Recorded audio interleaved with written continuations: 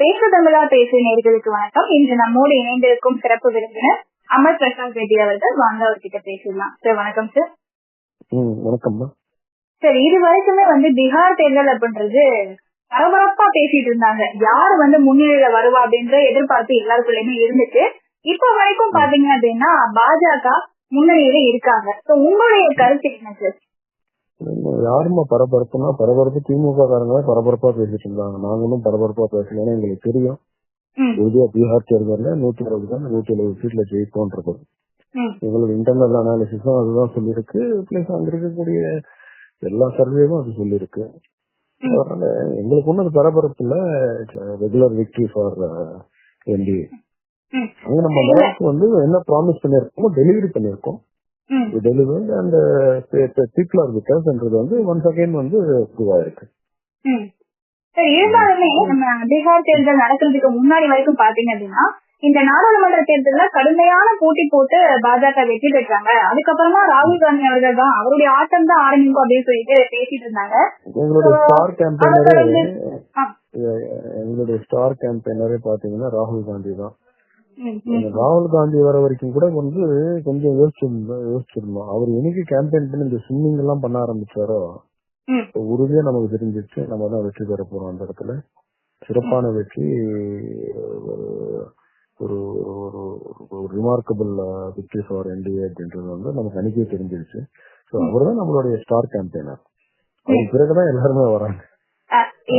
உண்மை எல்லாமே சரிதான் சார். இப்ப பாத்தீங்கன்னா ராகுல் காந்தி அவர்கள் என்ன சொல்றாருன்னா, மகாராஷ்டிரா, டெல்லி, ஹரியானா இந்த 3 இடங்கள்லயுமே அமோக வெற்றி பெற்றாங்க பாஜக. அங்க ஓட்சியை நடந்திருக்கு அப்படின்னு சொல்லி ஒரு விஷயத்த கொண்டு வராரு. ஜார்க்கண்ட்ல நடக்கல அப்படின்னு சொல்லி சொல்றாரு. இப்ப ஜார்க்கண்ட்ல இருக்கிறது அவங்கதான் இருக்காங்க, அவங்க ஆட்சிதான் இருக்கு. சோ இப்படி பிளே பண்ணும்போது இந்த தோல்விக்கு என்ன காரணமா சொல்லுவாங்க அப்படின்னு சொல்லிட்டு உங்களுடைய எதிர்பார்ப்பு இருக்குல்ல சார்? தெரியலம்மா, அவர் என்ன சொல்லுவாருன்னு தெரியாது. அவர் காலையில நைட் என்ன பண்றாருன்னு பேசி இது நைட் என்ன பண்றாருன்றத பொறுத்துதான் காலையில அவர் பதில் இருக்கும். அதனால அவர் நேற்று நைட் என்ன பண்றாருன்னு நமக்கு தெரியாது இல்லையா? அதனால அது நம்ம என்ன சொல்ல போறாருன்னு நமக்கு தெரியாது. அவரு அதனால பேசிக்கா அவர் என்ன சொன்னாலுமே மக்கள் கொடுக்கக்கூடிய வெற்றி. இப்ப பாருங்க, இந்த ஓட் சோரி, அந்த சோரி, இந்த சோரி சொன்னாலும் எல்லா இடத்துலயுமே 20,000, 25,000, 30,000 ஓட்டு வித்தியாசத்துல ஜெயிக்கிறாங்க கேண்டிடேட். கரெக்டுங்களா? லீடிங்ல இருக்காங்க. அப்ப என்ன ஓட் சோரி நடந்திருக்கு, என்ன நடந்திருக்கு? இப்ப நீங்க செர்ல நீங்க போறாங்கன்னு வச்சுக்கோங்க, எல்லாம் பூத் லெவல்ல ஆபீசர் போறாங்க, கூடயே பூத் லெவல் ஏஜென்ட் ஒரு பார்ட்டில இருந்து போடுறாங்களா, ரெகக்னைஸ்டு பார்ட்டில இருந்து 5-6 பேர் போறாங்களே, எல்லா பார்ட்டில இருந்து ஒருத்தர் போறாங்களே. அப்ப அவங்க முன்னாடி அத்தனை பேரும் ஏமாத்தி என்ன பண்ண முடியும் இல்லைங்களா? அதெல்லாம் மக்கள் ஏத்துக்கிறது இல்லாம மக்களுக்கு தேவை ஒரு நிலையான ஒரு அரசாங்கம், ஒரு ஆட்சி அவங்களுக்கு வேணும், கரப்ஷன் ஃப்ரீ கவர்மெண்ட் வேணும். அது இன்னைக்கு டெல்லியில பிரதமர் நரேந்திர மோடி அவர்களுடைய ஆட்சியை சிறப்பா பண்ணிட்டு இருக்கோம். அதனால என்டிஏ கூட்டணி எங்க நிக்கிறோம் அங்க வெற்றி பெறது ஒன்னும் அதிசயம் கிடையாது. நார்மலாவே நடக்குது எல்லா இடத்துலயும். அடுத்தது தமிழ்நாடு தான். 2026 தமிழ்நாடு சட்டமன்ற தேர்தலையுமே என்ன சொல்றாங்க அப்படின்னா பாஜக உள்ளே வர முடியாது அப்படின்ற மாதிரி சொல்றாங்க. ஆனாலும் இல்ல நம்மளுடைய உள்ள வர முடியாதுன்னா எதனா அவங்க அப்பா விட்டு சொத்தா நாங்க தெரியாம கேக்குறோம். எங்க உள்ள வர முடியாதுன்னு சொல்றதுக்கு இது உங்க அப்பா விட்டு சொத்தா நான் கேக்குறேன். உதயநிதி இந்த ஸ்டேட்மெண்ட் அகைன் சொல்லிட்டு இருக்காரு, உள்ள வர முடியாது, இது பண்ண முடியாது, பண்ண முடியாதுன்னு அவங்க அப்பா விட்டு சொத்தா இல்ல இல்லைங்க. பொதுமக்களுடைய தமிழ்நாடுன்றது என்ன உங்களுக்கு திமுக எழுதி கொடுத்துருக்காங்களா, இல்ல கலைஞர் குடும்பத்துக்கு எழுதி கொடுத்துருக்காங்களா? இல்ல இல்லம்மா.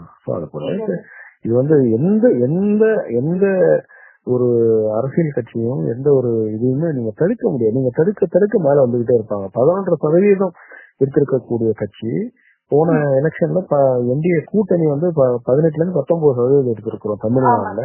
நீங்க என்ன உள்ள வர முடியாதுன்னா நீங்க ஏதோ சொல்லுவாங்கல்ல, கிணத்து தவளை மாதிரி நீங்களே கத்திக்க வேண்டியதுதான். வெளியில பாருங்க என்ன நடந்துட்டு இருக்கு. 18% வாங்கி இருக்கக்கூடிய ஒரு கூட்டணியை நீங்க அது அந்த கூட்டணியில இப்ப அதிமுகவும் ஜாயின் ஆயிருக்கிறாங்க. அதெல்லாம் சேர்த்து போட்டு பாருங்க எப்படி வரும். ரஜினிகாந்த் சொல்ற மாதிரி கூட்டி கழிச்சு பாத்தீங்கன்னா தெரியும் உங்களுக்கு. இவ்வளவு நேரம் எங்ககிட்ட பேசினதுக்கு ரொம்ப நன்றி. ரொம்ப நன்றிங்க. நன்றி. Thank you sir.